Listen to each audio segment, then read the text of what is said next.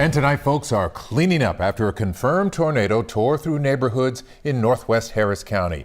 Downed power lines, snapped trees, even a small building collapsed like a house of cards. And tonight, Houstonians spending their holidays doing what we do best, helping neighbors in need. Oh, what a busy afternoon it was indeed. And tonight, there may be even more storms on the way. That's right. You've been sending in your video as storms move through your neighborhoods, and we're monitoring power outages as well. CenterPoint's latest numbers show more than 4,000 customers still without power. That's down from 27,000 after those storms first hit.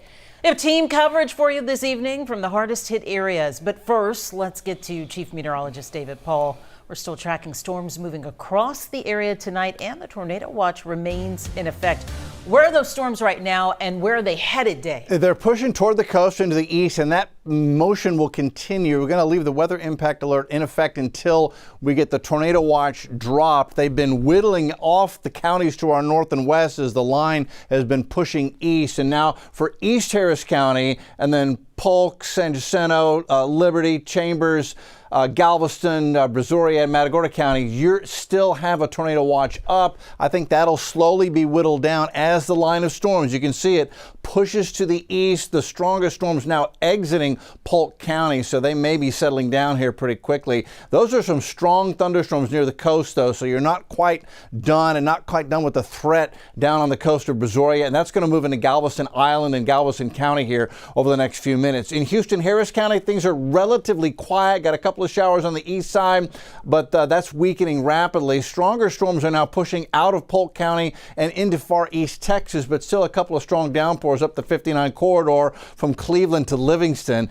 These are the storms I'm most concerned with. There's still plenty of energy down on the coast, and that's a strong thunderstorm Angleton to Freeport, pushing through the Brazosport area, Surfside, west end of Galveston Island, San Luis Pass, and then that's going to come across the island. So folks on Galveston, from Jamaica Beach all the way to East Beach, you're going to see that rain and thunder come across the island over the next hour or so, and that is a little thunderstorm about to cross over Pelican Island and the ship channel there, and going to get folks on the Bolivar Peninsula a little bit stormy here. Modeling pushing it to the east and to the coast between now and midnight, and then I think most of it off the coast after 2-3 a.m.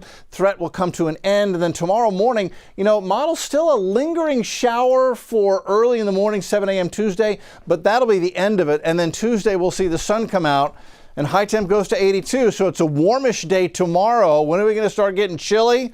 That's going to start on Wednesday, and we'll go over that Thanksgiving forecast and the wet weekend forecast when I see you again in a few minutes. Sun back out tomorrow. Thank you, sir. Some of the down power lines causing more than outages. Look at this. A utility wire sparked a small fire in a tree in Champions Forest. Fortunately, crews got to it before it could spread. Thank goodness, because residents in that area have enough to contend with tonight. Matt Doherty joins us live from the Summer Grove area with what all people there are dealing with. Matt?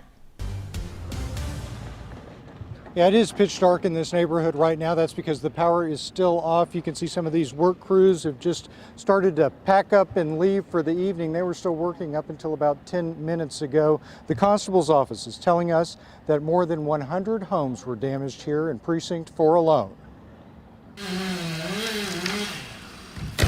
As the sun began to set on Northridge Street, the pace of the cleanup intensified. Officials say this part of Precinct 4 was hit the worst by whatever blew through here at about 2 o'clock this afternoon. He's like, it's wind. I said, run. Javier and his son took the alert seriously and managed to safely ride out the storm. We heard glass breaking, we heard trees falling, we heard a thud on the roof. I mean, look around. The neighborhood is full of amazing people. Javier takes us on a tour of the damage left from the storm, strong enough to snap mature pine trees and uproot oaks. This was a big, beautiful shade tree. Not much use for it now other than for firewood. The storm even lifted buildings. This residence here has a whole garage that's been picked up and moved on top of the power lines. Assistant Chief Toby Hecker with the Precinct 4 Constable's office had to shut off the gas to a generator because of the fire starting from downed power lines. The power to the neighborhood was eventually cut off completely in order to reduce the threat of more fires. I heard like a whistle, and the wind was just so intense. I'd never heard it like that before. A few streets away, Catherine Franco and her daughter rode out the storm together in their home. Because she acted quickly, the pair is among the many residents able to walk away uninjured after the storm had passed. We went straight to the laundry room where we were safe. I knew we'd be safe there. The constable's office says that DPS troopers have been brought out here. They're going to be stationed here just so that they can protect everyone's property while the power remains off. Lynn and Mia. We know residents there are thankful for those patrols. Matt Doherty, thank you. All right, let's get to Aniele Ruiz. She's live in another hard-hit neighborhood in Cypress. What are you seeing there tonight, Aniele? Well, guys, extensive damage out here. It's hard to show you in the dark, but one thing I want to show people who live in the area or know people in the area, good news is the crews are here ready to restore power for a lot of the residents out here who are without power still tonight. But I want to show you some of the damage we were able to see earlier today. Tonight, the sound of chainsaws could be heard all throughout Barker Lake and Rita West subdivisions in Cypress, as neighbors are trying to clean up the mess left behind by today's storms. One business owner shared this video. You can see the wind whipping the tree branches and rattling the windows. The damage left behind, extensive. Trees snapped, fences down, and holes torn into homes. It's like hell broken into whatever you call it. Lewis's home looks like a war zone. His windows shattered and the inside, glass is everywhere. The wind did not give us any mercy. It's just the damage is everywhere. Just down the road, Cyfair firefighters responded to a lightning strike. When they arrived, take a look. They had to take cover inside a garage. The wind so strong, crews waited until conditions calmed down. And down the street, this brave 13-year-old took quick action. I just ran into their closet. It's like the most isolated room in the house. Yeah. And I just hid there. His parents weren't home at the time, but Tice knew exactly what to do, and he made sure his dog Luna was with him. I just hid there until everything calmed down. His dad says their home has now been deemed structurally unsafe. They aren't allowed to stay in it. It puts you in shock, but again, it makes you realize that the family's important and that we're good to go there. But they weren't the only ones. Families throughout this street and the next huddled together as the storm hit. We just went in this room with no windows to stay safe. But although there is a mess left behind and cleanup for many might take weeks, everyone today grateful no one was injured. It's going to be a mess to pick up, but we got a good neighborhood. We got great neighbors, and as you can see, we're already jumping in, taking care of everybody else.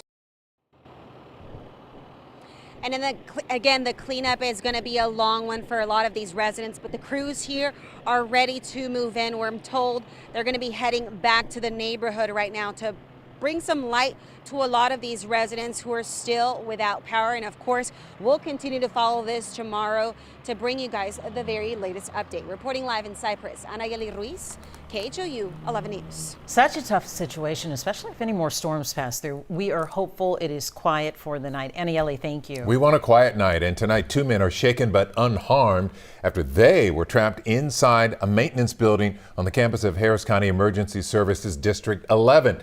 ESD 11 sharing this surveillance image showing the moment the building was blown apart, the roof ripped off along with a back wall. One of the men grabbed a rack to shield himself while the other ducked under a table.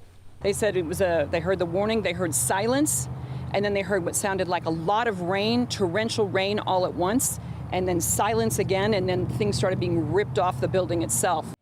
Again, the men survived. The gas line also ruptured in this area but was quickly fixed.